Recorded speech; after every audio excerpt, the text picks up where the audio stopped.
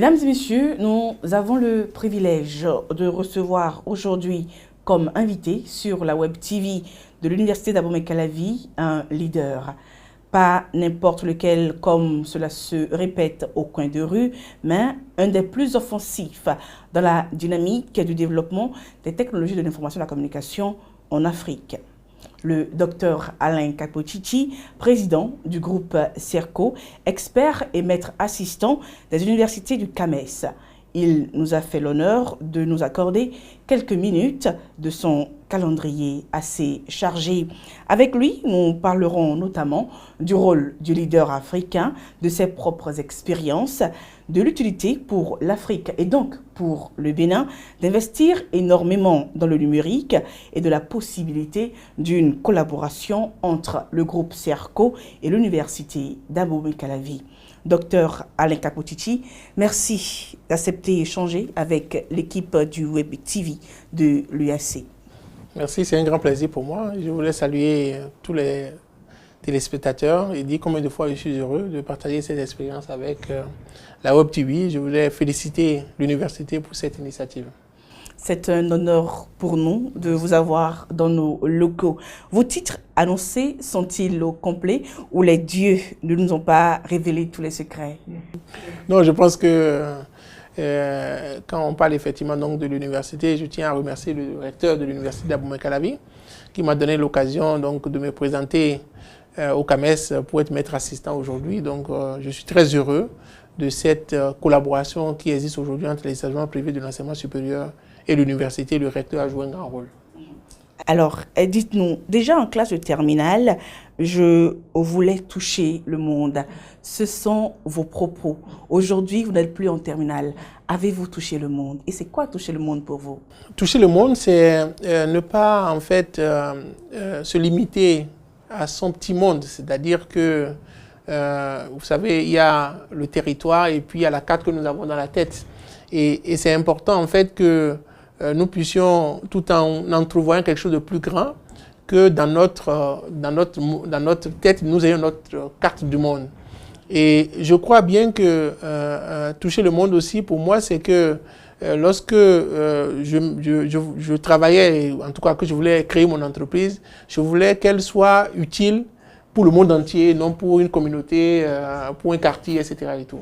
Et donc, cette conception qu'on doit avoir d'aller un peu plus loin et de toucher géographiquement beaucoup plus de personnes dans plusieurs domaines, c'était important. Donc, toucher le monde, pour moi, il s'agit à la fois d'un point de vue géographique, mais aussi dans la technologie, dans le fait qu'on peut aussi toucher beaucoup de choses à la fois. Vraiment être à même de s'adapter continuellement. En quelque sorte, épouser la modernisation. Exactement. Alors, parlez-nous à présent de vos débuts, docteur Alain Kapochichi.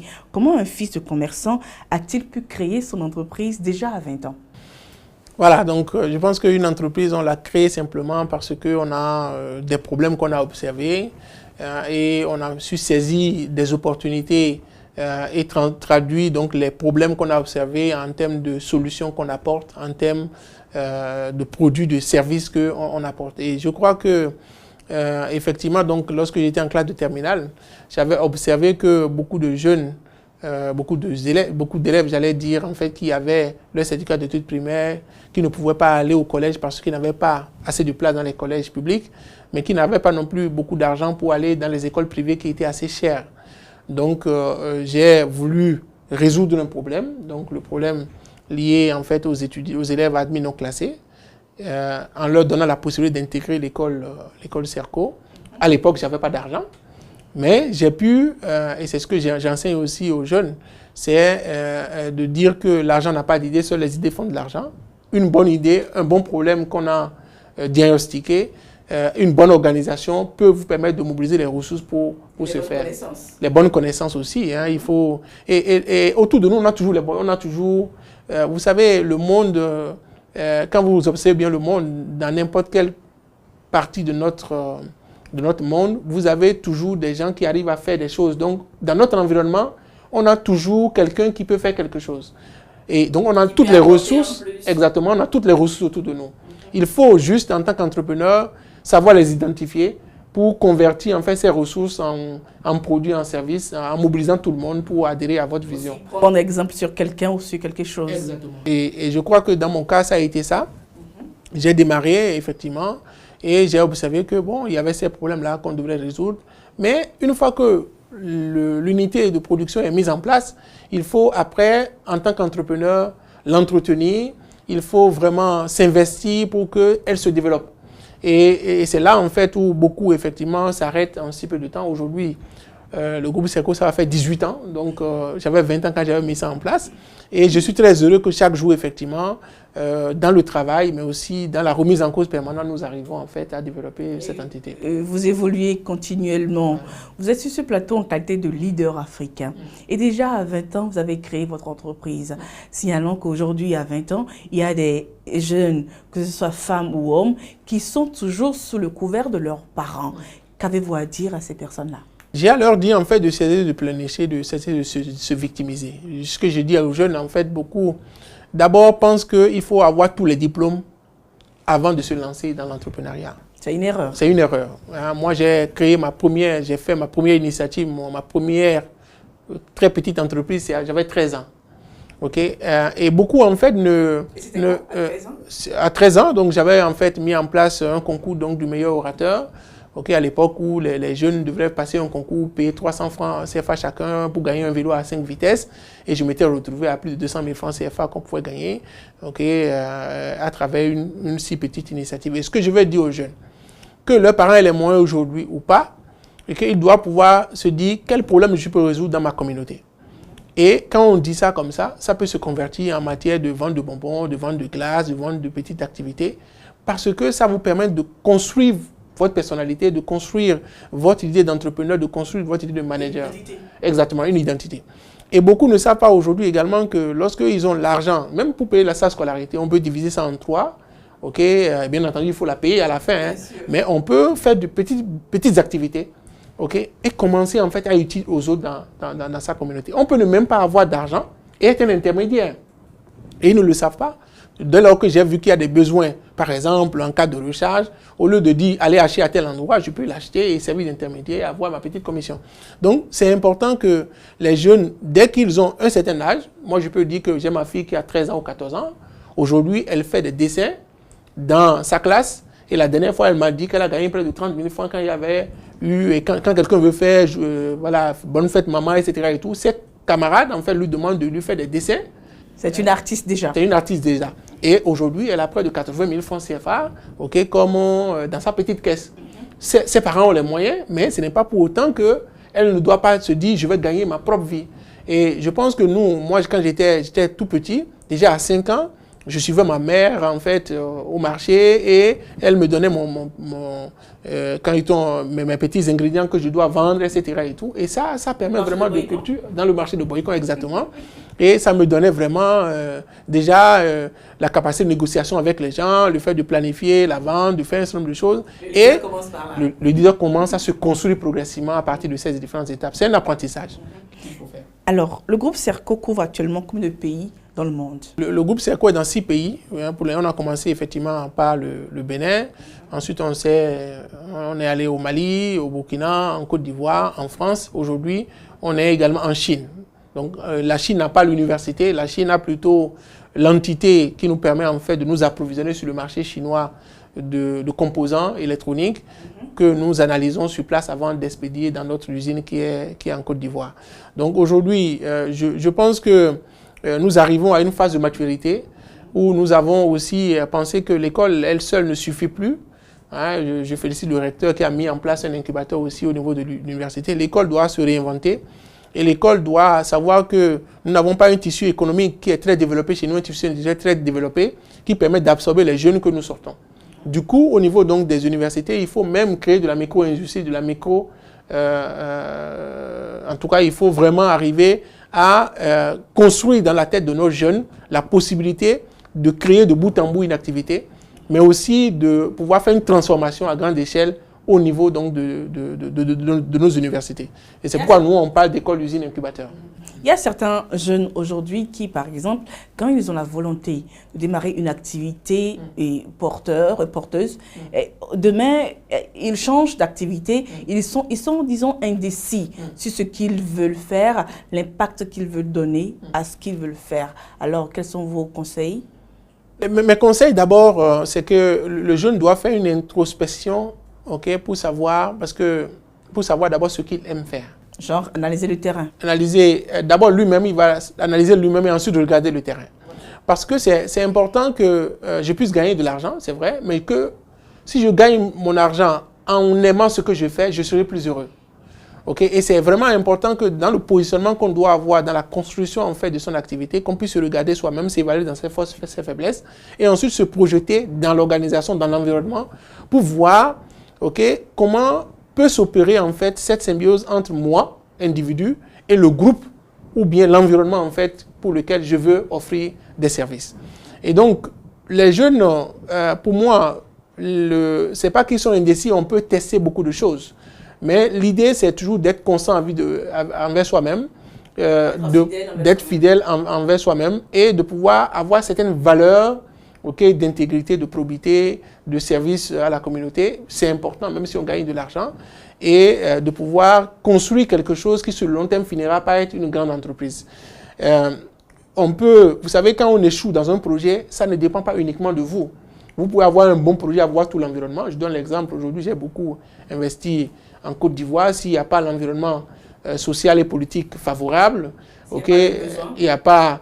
Voilà, c'est qu'il y a beaucoup de choses, il y a beaucoup d'incertitudes, en fait, qui encadrent la mise en œuvre d'un projet, d'une entreprise. Et donc, si un projet échoue, ce n'est pas forcément que l'idée est mauvaise. C'est simplement peut-être parce que le temps ne s'y prête pas, parce que les ressources à mobiliser autour pour qu'on puisse atteindre ces objectifs-là ne soient pas totalement arrivés. Et essayer de le réadapter au contexte. Exactement. Mais le jeune doit croire en son idée, le jeune doit croire en ses capacités. Vous avez parlé tout à l'heure de l'Afrique. Le jeune doit savoir que nous devons être utiles à notre continent et voir vraiment comment il doit faire pour soutenir et résoudre les problèmes qui se posent dans cet environnement-là. Quand vous voyez le projet ou le groupe Serco aujourd'hui, que ressentez-vous? Je vois le groupe Serco, je vois beaucoup d'imperfections et je vois beaucoup d'ambition aussi, de choses que je peux faire. C'est vrai que j'ai des acquis. Mais je suis quelqu'un, en fait, je ne me concentre pas beaucoup sur les acquis, parce que pour moi, il faut être dans une logique, en fait, de recherche de l'excellence, d'une amélioration continue. Et j'admire un grand homme d'affaires, en fait, qui dit que l'excellence, en fait, c'est le fait que pendant que tout le monde pense qu'une situation est déjà stable, que vous rêvez toujours. C'est-à-dire que vous soyez dans une remise en cause permanente. Une perpétuelle quête. Exactement. Il faut être dans la quête. Et moi, je suis dans la quête.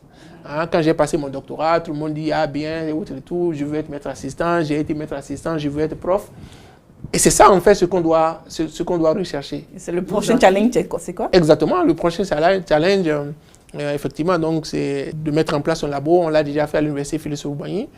On a mis en place un labo. Et aujourd'hui, effectivement, c'est de commencer véritablement une recherche qui sorte des brevets. On en est à sortir au moins 2 cette année. Et que nous soyons dans une dizaine de brevets annuels.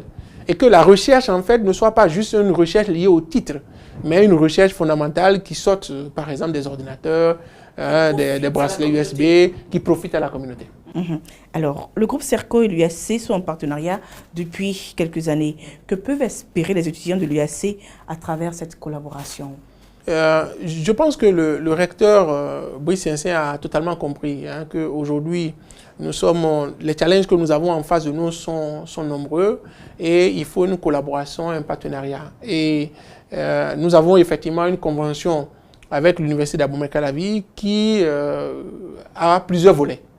Par exemple, si effectivement on prend le volet des technologies de la communication, nous avons essayé de mettre en place un projet d'un étudiant d'ordinateur. C'est vrai qu'il y a eu quelques difficultés liées au fait que les prélèvements qu'on doit faire liés aux ordinateurs qu'on a remis aux étudiants, ces prélèvements n'ont pas pu se faire à temps, ce qui fait que beaucoup n'ont pas payé et autres. Mais je pense que nous reviendrons cette fois-ci avec un projet plus cohérent, de manière à ce qu'une fois que les étudiants auront leurs ordinateurs, que derrière, effectivement, le paiement puisse se faire et que tout le monde s'en sorte grandi. Mais j'ai vu aussi qu'il y a plein d'autres partenariats qu'on peut voir. Vous venez de mettre en place une web TV. Il y a la possibilité désormais de faire des cours en direct, donc il y a vraiment des synergies à créer.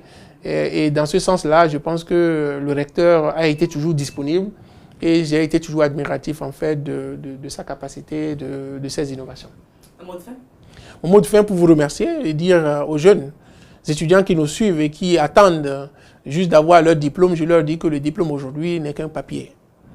Okay? Ça vous permettra peut-être de rentrer dans une entreprise, mais pour y rester, il faut beaucoup des compétences, des savoir-faire en action. Et ce qui est important aussi qu'il faut savoir, c'est que l'État providentiel a cessé d'exister et que si vous regardez simplement que dans la fonction publique aujourd'hui, on est à 80 000 personnes et que quand c'est dans 15 ans que peut-être la moitié ira à la retraite et que pour que ces places-là vous soient libérées, ça peut-être fait 40 000 personnes et qu'à l'université aujourd'hui on a plus de 150 000 personnes, vous devez savoir qu'il n'y a pas d'emploi tout simplement qui s'offre à vous au niveau de l'État. Du côté des entreprises privées, elles non plus n'ont pas beaucoup de capacité pour absorber, même si on a une croissance forte, on ne pourra pas vous absorber parce que nous avons une situation exceptionnelle dans notre espace géographique aujourd'hui qui arrive presque tous les 300 ans que quand vous arrivez à une étape où vous avez 60% de la population active qui représente les jeunes du moins, la population active qui représente 60% de la population, vous avez une moyenne d'âge de l'ordre de 20 à 25 ans dans une population, vous avez une situation de chômage grandissant. Et la seule alternative aujourd'hui qui se présente à vous, c'est l'entrepreneuriat. Vous devez savoir que l'entrepreneuriat, ce n'est pas beaucoup d'argent. Ce n'est pas le fait d'aller au FNPL pour aller demander de l'argent pour ne pas rembourser. Non, l'entrepreneuriat, c'est que vous avez des problèmes que vous avez identifiés dans votre environnement, des solutions que vous apportez dans l'innovation, mais en même temps des produits que vous proposez vraiment, et vous devez y aller progressivement avec vos idées et mobiliser les personnes autour de vous. Vous pouvez faire de grandes choses. Je pense que le Bénin a besoin de vous, l'Afrique a besoin de vous. Merci à vous, Dr Alinka Koutiti. Merci, c'est moi qui vous remercie. Mesdames et messieurs, nous sommes là au terme de cet entretien. Nous avons reçu pour la Web TV de l'UAC le Dr Alinka Koutiti, leader africain, président du groupe CERCO. Il a partagé ses expériences et connaissances avec la jeunesse africaine. Merci à lui, merci à vous aussi.